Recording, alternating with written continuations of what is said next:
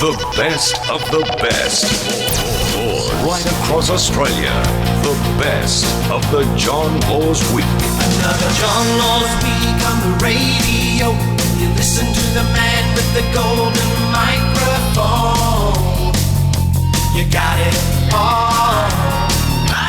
There were laughs, there was news and a tear or two. There were good vibrations coming right through to you. Through your radio. This is what he said, this is what he did. This is why you laughed, this is why you cried. This is how Lawsy kept you in the know. It happened this week on the John Laws Morning Show. A lot of talk about flooding in the Hunter Valley during the weekend. A lot of talk about Maitland, not a lot of talk about Cessnock. And from what I hear, there was plenty of flooding in Cessnock. In fact, some people suggest it was worse there than it was anywhere else. I know the mayor of Cessnock, John Clarence, isn't a happy man because Cessnock was virtually ignored. I mean, politicians were coming out of your ears around the Maitland area and didn't even have a look at Cessnock, as far as I know. We've got the mayor of Cessnock on the line. John, I just wanted to tell you and your listeners how disgusted I am with the Prime Minister, the Premier and the Governor-General for ignoring the disastrous flood damage and the devastating effect it's had on the people of Cessnock. I've got to tell you, John, over the weekend we had enormous flood damage and a night of terror on Friday night where the water rose so quickly and travelled so fast that people had no time to evacuate their belongings, and they've lost it all, mate. We even had one young lad killed by a falling tree. Oh, dear. I've spoken with elderly people and young families that have just lost everything, and a visit by our national leaders would have raised their spirits no end, because at the moment, mate, I can tell you, their world's been turned upside down. They've got nothing left. From the newsroom, our Derek Peterson, who's standing in the main street of Newcastle. Seeing what's happening around here in Newcastle this morning just really brings home the fact that there are so many stories from what's happened with this disaster over the past few days. The crews have moved through now, not just the volunteers, the state emergency crews, but indeed, as you can imagine, there's a lot of work here for builders, contractors.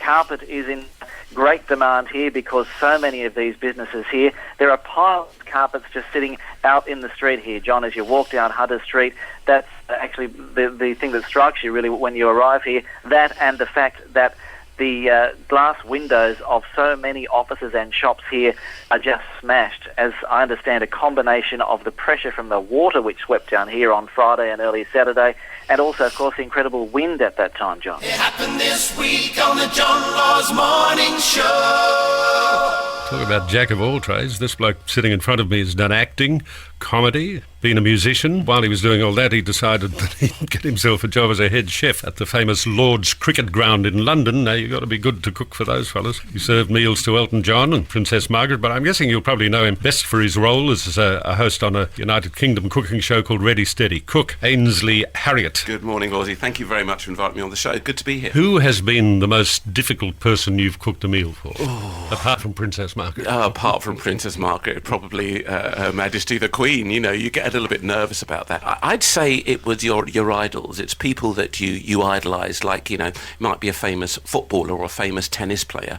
Because as we all know as kids, you kind of, you see these people and you get more nervous about meeting them than, someone that you've seen on television all that time, because they're the people that can do something that you can't even begin to touch on, Has anybody ever given you a real problem? Yeah, the wife gives me a problem every day, but not much you can do about that. Look at the state of this bleeding kitchen. Have you ever had anybody send your meal back to the kitchen? No, I think over the years there might have been the odd occasion when someone says that steak's not, well cooked enough, and you cooked it well, so, we stamp on it a few times. Fly it around the kitchen and then put it back on the grill. There's your steak, that's well done. It's like leather. Only kidding. You're listening to the best of the Lawsy Week.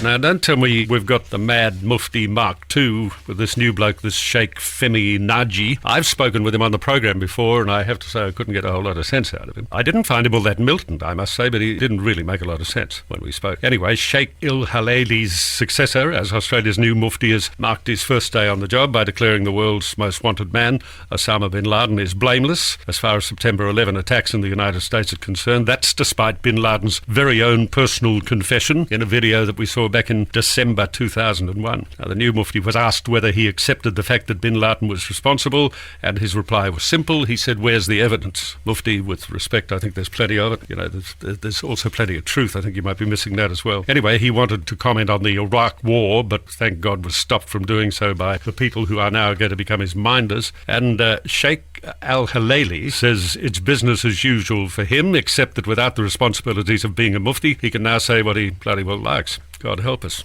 Allah help us. Somebody help us to keep the mad muftis muzzled. Ooh, yeah. Lawsy in the morning. He's really got it going on. Yeah. Lawsy. A very important book is going to be launched today in Sydney by the former New South Wales opposition leader John Brogden. The book is by Graham Cowan. It's called Back from the Brink. Basically, it's about the battle that a dozen Australians have had with depression. John Brogden has waged a very public battle with his own depression. He lost his political career. He attempted to take his own life after a couple of indiscreet remarks. But now he's back in the public eye, and these days he's the patron of Lifeline New South Wales, and he is on the line. John, good morning. Good morning, John. I hope you're well and happy. Mate, I am well, thank you. Do you feel you're over the depression, or don't people ever get over it? I guess it varies from case to case. John, in my case, I live with depression as opposed to no longer suffer from it. I take medication once a day that works for me most days, works pretty effectively. I live a very different life to the one I lived, say, 2 years ago as leader of the opposition in New South Wales. But I run a company. I'm involved in now in a public sense with Lifeline in New South Wales. I'm launching a book today by Graham Cowan, Back from the Brink, that tells the story of many prominent Australians who've suffered. They talk about how they came to the point of understanding their depression and how they dealt with it and how they live with it now. So it's a very practical understanding. It's from the heart. Nobody there is having a dispassionate discussion about, oh, this is what the medical books tell you it's like and this is what the medical books tell you should do. In fact, this is what I did and this is what happened to me and this is how I live with it. Another John Law speak on the radio. You listen to the man with the golden microphone. You got it all. Right across Australia. There were laughs, there was news, and a tear or two. There were good vibrations coming right through.